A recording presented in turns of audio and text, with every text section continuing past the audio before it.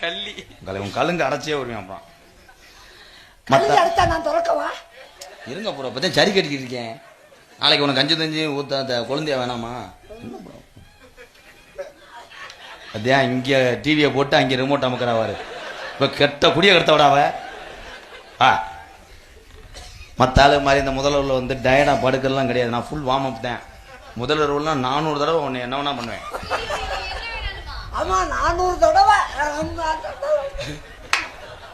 400 தடவை பேசிக்கிட்டே இருப்பேன். நான் முதல்வருக்கு வரும்போது கிருணி பழம் வாங்கிட்டு வரவா இல்ல சப்போட்டா வாங்கிட்டு வரவா? கிருணி பழம் வேணாங்க தம்பி, கிருணி பழம் வேணாம், அது ரொம்ப பெருசா இருக்கும். நல்ல மலை வாழைப்பழம் வாங்கிட்டு போ.